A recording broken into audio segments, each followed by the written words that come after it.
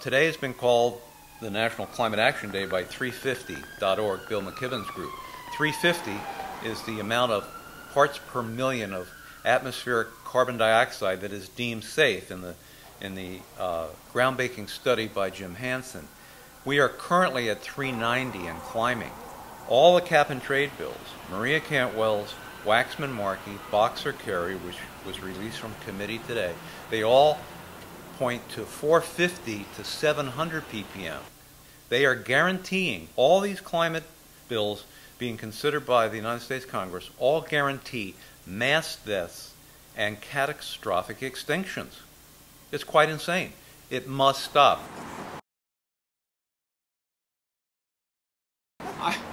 I would have told him that cap and trade kills, that he needs a planet. Homeland Security needs a planet.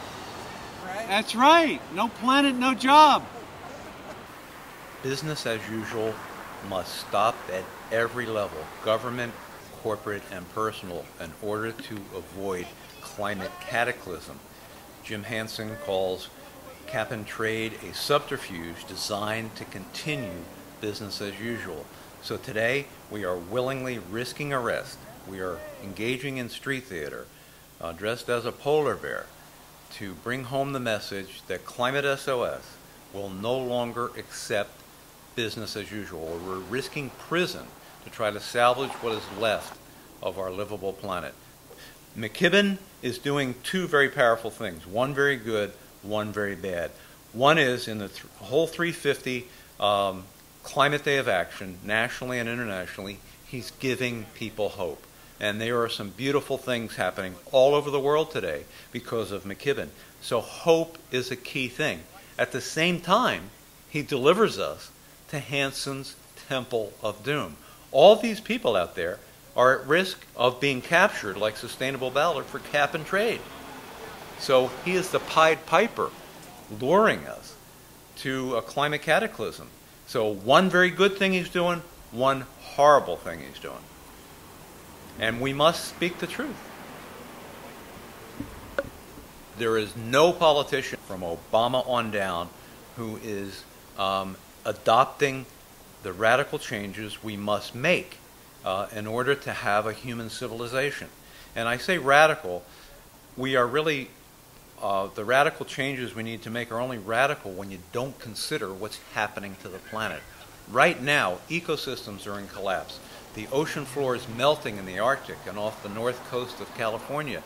Methane chimneys are bubbling the sea with CH4, methane, which is 20 times worse than carbon dioxide as a greenhouse gas.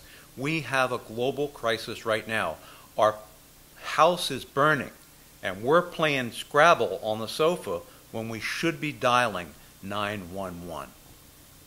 The people who support cap and trade have caved to political expediency, and they are denying the climate reality that ecosystems are in collapse and we are, all of us, in mortal peril from our climate crisis. They choose to accept narrow limits of what is politically possible. This goes for Obama, it goes for Sustainable Ballard, it goes for Chris Gregoire.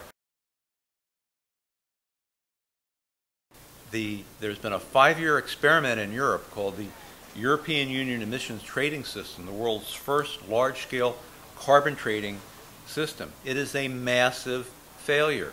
The European program for 5 years has shown us carbon trading, cap and trade, is a massive failure. Why? Because it allows the worst polluters of the world to continue to pollute.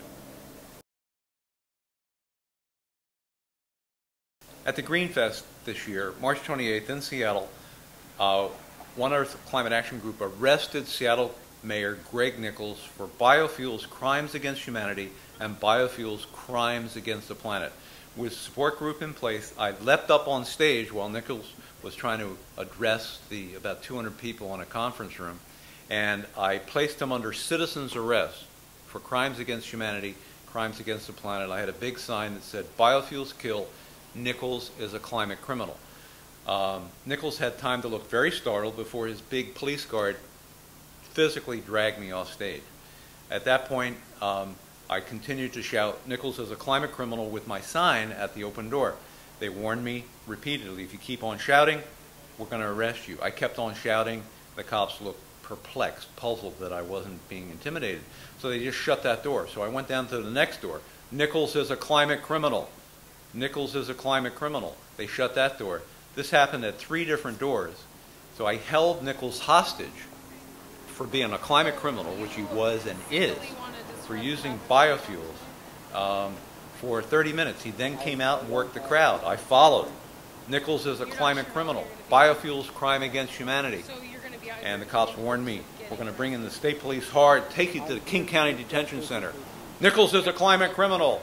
Nichols is a climate criminal. So finally my arms got tired. End of story. 6 weeks later, the city of Seattle stops using 1 million gallons a year of biodiesel. We succeeded. That direct action forced Greg Nichols to stop using biofuels, stop polluting our planet. We got the attention of Richard Conlon. Conlon was a hero here, city council president. I met with him one-on-one. He came up with a strategy. He threatened Nichols, his political rival, of course. He threatened Nichols, if you do not stop using biodiesel in city vehicles, I will introduce legislation prohibiting it. So the combination of Conlon's threat and us arresting Nichols succeeded. It was a great success for the environment and all creatures. Polite conversations in panel conference rooms will never challenge the status quo. Frederick Douglass told us, power concedes nothing without a demand. I have a stake, I have a personal stake with my children and grandchildren that there is a livable planet to support them. Right now, that livable planet is looking very jeopardized.